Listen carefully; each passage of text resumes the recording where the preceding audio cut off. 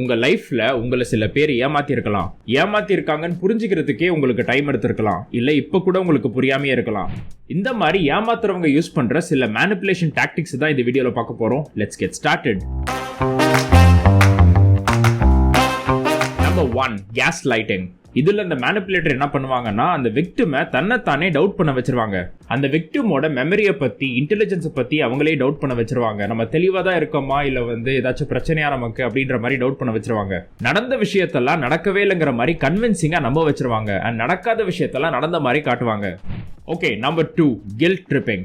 அந்த விக்டிமோட டெசிஷன்ஸ்க்கும் அவங்களோட ஆக்ஷன்ஸ்க்கும் ரொம்ப கில்ட்டியா ஃபீல் பண்ண வைப்பாங்க. அந்த ஆக்ஷன்ஸோட கான்சிக்வன்சஸ் ரொம்ப நெகட்டிவா போர்ட்ரே பண்ணி ரொம்ப எக்ஸாஜரேட் பண்ணி காட்டுவாங்க. எமோஷனல் மேனிபுலேஷனை யூஸ் பண்ணி எல்லா தப்புமே அந்த விக்டிம் மேல தான் சொல்லி நம்ப வச்சிருவாங்க. Number 3, flattery. ஃபிளாட்டரினா என்னன்னு பாத்தீங்கன்னா, ஐஸ் வைக்கிறது. ஸோ அந்த விக்டிமை ஓவரா புகழ்ந்து ஓவரா காம்ப்ளிமெண்ட் பண்ணி ஒரு மயக்கத்திலே வச்சிருப்பாங்க. அந்த புகழுக்கு மயங்கிற விக்டிம் இந்த மேனிபுலேட்டர் என்ன சொல்றாங்களோ அதை கேட்கறதுக்கு நிறைய வாய்ப்பு இருக்கு. ஃபிளாட்டரி அந்த விக்டிமோட ஈகோவை பூஸ்ட் பண்ணி அவங்கள ரொம்ப ஸ்பெஷலா ஃபீல் பண்ண வைக்கும். ஆனா அதுக்கு ஒரு அல்டீரியர் மோட்டிவ் எப்பவுமே இருக்கும். Next one, number 4, selective truth. இந்த டாக்டிக்ல மேனிபுலேட்டர் என்ன பண்ணுவாங்கன்னா, உண்மையை முழுசா சொல்லாம அதுல ஒரு பார்ட்டை மட்டும் தான் சொல்லுவாங்க. முக்கியமான இன்ஃபர்மேஷன்லாம் மறைச்சுதான் உண்மையை சொல்லுவாங்க. ஸோ டெக்னிக்கலி அவங்க சொல்றது பொய்ன்னு நம்ம சொல்ல முடியாது, ஆனா உண்மையை முழுசா சொல்றது இல்ல. ஸோ பாதி உண்மையை மட்டும் சொல்லி ஒரு பக்கம் சொல்லாம விட்டா அந்த டெசிஷன் மேக்கிங் ப்ராசஸை இவங்களால மேனிபுலேட் பண்ண முடியும். பிகாஸ் முழுசா அந்த உண்மை தெரிஞ்சதுன்னா இவங்க அதே டெசிஷன் எடுக்க மாட்டாங்க. Okay, number 5, isolation. விக்டிமை அவங்களோட ஃப்ரெண்ட்ஸ் அண்ட் ஃபேமிலி கிட்ட இருந்து பிரிச்சு எல்லார்கிட்ட இருந்து தள்ளி வச்சு இவங்க கிட்ட மட்டும் பேசுற மாதிரி வச்சுப்பாங்க. அப்போதான் அந்த மேனிபுலேட்டரால விக்டிமை ஃபுல்லா கண்ட்ரோல் பண்ண முடியும். இந்த கேஸ்ல அந்த விக்டிம் மேனிபுலேட்டர் மேல ரொம்ப டிபெண்டன்ட் ஆயிருவாங்க. அவங்க இல்லாம இவங்களால எதுவுமே செய்ய முடியாதுங்கிற நிலைமை வந்துடும். Number 6, playing victim. ஒரு சிச்சுவேஷன்ல இவங்க பண்ண தப்பெல்லாம் மறைச்சு இவங்க தான் விக்டிம்ங்கிற மாதிரி எல்லாரையும் நம்ப வச்சிருவாங்க. இது எதுக்காகன்னு பாத்தீங்கன்னா, அப்பதான் மத்தவங்க இவங்களுக்கு அட்டென்ஷன் கிடைக்கும், சிம்பத்தி கிடைக்கும், அப்புறம் சப்போர்ட்டும் கிடைக்கும். நல்லவனா இருக்கணுங்கிறத விட நல்லவனா மத்தவங்களுக்கு தெரியணுங்கிறதுல தான் இவங்களோட ஃபோக்கஸ் ஃபுல்லா இருக்கும். இவங்களுக்கு பரிதாபப்பட்டு ஒரு சாஃப்ட் கார்னர் வச்சு எல்லாருமே இவங்களுக்கு ஹெல்ப் பண்ற மாதிரி செஞ்சிருவாங்க. Number 7, fear mongering.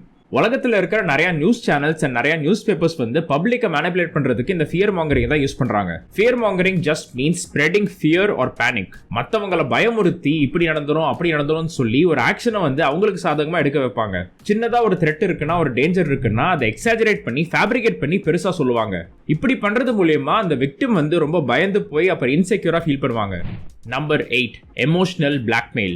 நீ எனக்கு சாதகமா எனக்கு பிடிச்ச மாதிரி ஒரு விஷயத்தை செய்யலன்னா என்கிட்ட இருந்து உனக்கு வேலிடேஷன் கிடைக்காது, லவ் அண்ட் அஃபெக்ஷன் கிடைக்காதுன்னு சொல்லி பிளாக்மெயில் பண்ணுவாங்க. Okay, next number 9, scape coating. ஒரு பெரிய அத்தாரிட்டி கிட்ட தன்னோட தப்ப மறைக்கணுங்கிறதுக்காக இன்னொருத்தங்களை பலிகடாவாக்குறது. ப்ராப்ளம்ஸ், மிஸ்டேக்ஸ், ஃபெயிலியர்ஸ் இதெல்லாம் தன்னால கிடையாது இன்னொருத்தங்களாலன்னு சொல்லி அந்த அத்தாரிட்டி கிட்ட காட்டிடுவாங்க. குரூப்பா ஏதாச்சும் செய்யும் போது யாராச்சும் ஒருத்தங்க மட்டும் ரொம்ப வல்னரபிளா இருப்பாங்க. அவங்கள தான் இந்த பலிகடாவாக்குறது ரொம்ப ஈஸியா இருக்கும். அவங்கள தான் அவங்க டார்கெட் பண்ணுவாங்க. Number 10, love bombing.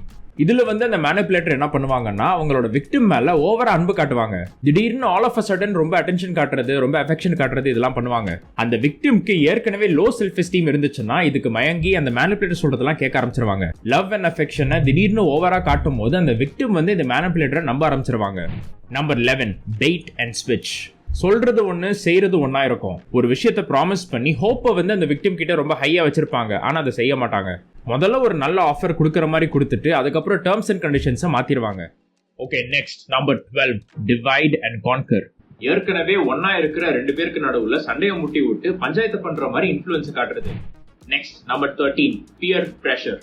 ஒரு விஷயத்த ஒருத்தங்களுக்கு பண்ண பிடிக்கலன்னா அந்த குரூப்ல எல்லாருமே அதை பண்றாங்களே, உனக்கு மட்டும் என்ன நீயும் பண்ணுன்னு சொல்லிட்டு ஃபோர்ஸ் பண்றது. நெக்ஸ்ட் ஒன், நம்பர் 14, த சைலண்ட் ட்ரீட்மெண்ட். இப்போ ஒரு ரிலேஷன்ஷிப்ல இல்ல ஒரு ஃப்ரெண்ட்ஷிப்ல ரெண்டு பேர் இருப்பாங்க.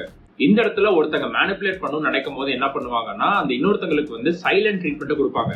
ஏதாவது ஒரு விஷயம் அவங்களுக்கு பிடிக்காத மாதிரி சின்னதா பண்ணிட்டா கூட சைலண்ட் ட்ரீட்மெண்ட்டை பனிஷ்மெண்டா கொடுப்பாங்க. அந்த சைலண்ட் ட்ரீட்மெண்ட்டுக்கு பயந்துட்டு அதை அவாய்ட் பண்றதுக்காக இன்னொரு பார்ட்னர் இவங்க சொல்றதெல்லாம் கேட்டுட்டு இருப்பாங்க.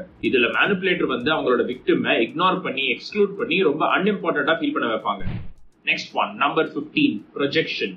இது நடக்கும் போது மேக் அவுட் பண்ணி புரிஞ்சுக்கிறதுக்கே கொஞ்சம் கஷ்டமா இருக்கும். ப்ரொஜெக்ஷன் பண்ற அந்த மேனிபுலேட்டர் என்ன பண்ணுவாங்கன்னா, அவங்களோட கெட்ட தாட்ஸ், கெட்ட ஃபீலிங்ஸ் அண்ட் கெட்ட மோட்டிவேஷன்ஸ் இருக்கும்ல, இது எனக்கு இல்ல உனக்கு தான் இருக்கு அப்படின்னு சொல்லிட்டு விக்டிமை கை காட்டுவாங்க. நமக்கு இருக்கிற கெட்ட புத்தி அடுத்தவனுக்கு இருக்குன்னு சொல்லி எஸ்டாப்ளிஷ் பண்ணிட்டா நம்ம மேல யாரும் பழி போட மாட்டாங்கல்ல.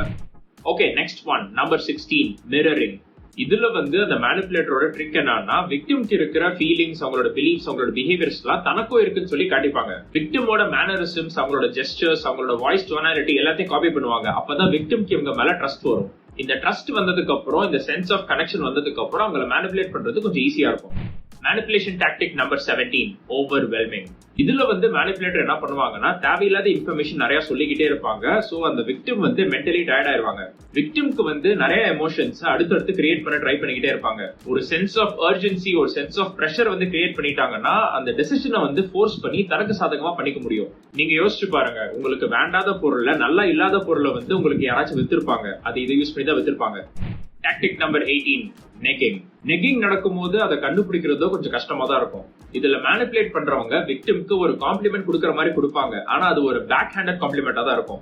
நல்ல விஷயம் சொல்ற மாதிரி தான் தெரியும். ஆனா அது வந்து அந்த விக்டிமோட கான்பிடன்ஸ், செல்ஃப் எஸ்டீம் வந்து லோவர் பண்ற மாதிரி இருக்கும். எக்ஸாம்பிள் சொல்லணும்னா, அந்த விக்டிம் வந்து எதுலயாச்சும் நல்லா பெர்ஃபார்ம் பண்ணியிருந்தாங்கன்னு வச்சுப்போம். சரியா, இந்த மேனிபுலேட்டர் என்ன பண்ணுவாங்க, பரவாயில்ல நீங்க அவன் அளவுக்கு இல்லைன்னா கூட நீ கொஞ்சம் நல்லா தான் பண்ணியிருக்க அப்படின்னு சொல்லுவாங்க. சோ அந்த விக்டிம் வந்து இன்செக்யூரா ஃபீல் பண்ணும்போது, அன்வர்த்தியா ஃபீல் பண்ணும்போது அந்த சிச்சுவேஷன் வந்து இவங்க அட்வான்டேஜ் எடுத்து மேனிபுலேட் பண்ணுவாங்க. The next manipulation tactic is called foot in the door. இது வந்து ரொம்ப சக்சஸ்ஃபுல்லான மேனிபுலேஷன் டாக்டிக். பிகாஸ் நிறைய பேர் வந்து இதை மேக் அவுட் பண்ணவே முடியாது. சோ மேனிபுலேட்டர் வந்து அந்த விக்டிமை வந்து அவங்களுக்காக ஒரு சின்ன விஷயம் வந்து, ஒரு சின்ன ஹெல்ப் வந்து பண்ண சொல்லுவாங்க. சோஷியல் சைக்காலஜி ரிசர்ச் என்ன சொல்லுதுன்னா, ஒருத்தங்களுக்கு நம்ம ஹெல்ப் பண்ணோம்னா நம்ம வந்து அவங்களுக்கு இன்னும் க்ளோஸா ஃபீல் பண்ணுவோமாமா. சோ இவங்க வந்து ஒரு சின்ன ஹெல்ப், ஒரு சின்ன ஃபேவரா கேக்குறாங்கல்ல, அதை விக்டிம் பண்ணி முடிச்ச உடனே கொஞ்சம் கம்ப்ளைன்ஸ் வந்து கிடைக்குது. இந்த கம்ப்ளைன்ஸ் கிடைச்சதுக்கு அப்புறம் அந்த சொல்றதை செய்யற ஹேபிட் வந்து விக்டிம்க்கு கிரியேட் ஆனதுக்கு அப்புறம் ஒரு பெரிய விஷயமா கேட்பாங்க, நீ எனக்கு ஏற்கனவே இவ்வளவு பண்ணிருக்க, இதையும் கொஞ்சம் பண்ணி கொடுத்துருன்னு கேட்பாங்க. And the victim is tricked into believing that there is no choice but to agree. Okay, last manipulation tactic, door in the face. இது வந்து foot in the door technique அப்படியே ஆப்போசிட். ஃபர்ஸ்ட் அந்த மேனிபுலேட்டர் வந்து அந்த victim கிட்ட ரொம்ப பெரிய ரிக்வெஸ்டே கேட்பாங்க, பெரிய ஹெல்ப்பா கேட்பாங்க. அண்ட் ஆப்வியஸ்லி அந்த விக்டிமால அந்த ஹெல்ப் பண்ண முடியாதுன்னு சொல்லிடுவாங்க.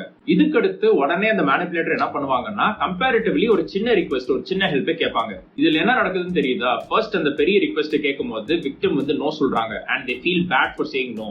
ஐயோ இவங்க கேட்டாங்களே, இவங்களுக்கு வந்து நம்ம நோ சொல்றோமேன்னு சொல்லிட்டு ஏற்கனவே இவங்க வருத்தப்பட்டு இருக்காங்க. அந்த டைம்ல கரெக்டா அந்த விக்டிம் வந்து வல்னரபிளா இருக்கும் போது மேனிபுலேட்டர் என்ன பண்ணுவாங்கன்னா, ஒரு சின்ன ரிக்வெஸ்ட், கம்பேரிட்டிவ்லி ஒரு சின்ன ரிக்வெஸ்ட் கேட்பாங்க. சோ ஏற்கனவே வந்து பேடா ஃபீல் பண்ற விக்டிம் வந்து இந்த சின்ன ரிக்வெஸ்ட்டுக்கு வந்து ஓகே சொல்லிடுவாங்க. பட் இந்த மேனிபுலேட்டரோட பிளான்ல அந்த கம்பேரிட்டிவ்லி சின்ன ரிக்வெஸ்ட் இருக்குல்ல, அதுதான் ஒரிஜினல் ரிக்வெஸ்டாவே இருக்கும். இது பண்ண வைக்கிறதுக்காக தான் அந்த இம்பாசிபிளி பெரிய ரிக்வெஸ்ட் அவங்க கேட்டிருப்பாங்க. இது எதுவுமே புரியாம அந்த விக்டிம் வந்து இவங்க சொல்றதை செஞ்சிருவாங்க. Alright, end of the video. உங்களுக்கு வந்து நான் மேனிபுலேஷன் டாக்டிக்ஸ் பத்தி பிரீஃபா சொல்லியிருக்கேன். டீடைலா நான் போலனா கூட இது எல்லாமே உங்களுக்கு புரிஞ்சிருக்கும்னு எனக்கு தெரியும். நெக்ஸ்ட் டைம் நீங்க யார்கிட்டயாச்சும் ஏமாறுற மாதிரி இருந்துச்சுன்னா இதை ஞாபகம் வச்சுக்கோங்க. இந்த வீடியோ உங்களுக்கு பிடிச்சிருந்துச்சுன்னா எனக்கு ஒரு லைக் போடுங்க. அண்ட் சைக்காலஜில இன்ட்ரெஸ்ட் இருந்துச்சுன்னா பேட் பிஹேவியர் சேனலுக்கு சப்ஸ்கிரைப் பண்ணுங்க. Until next time, bye.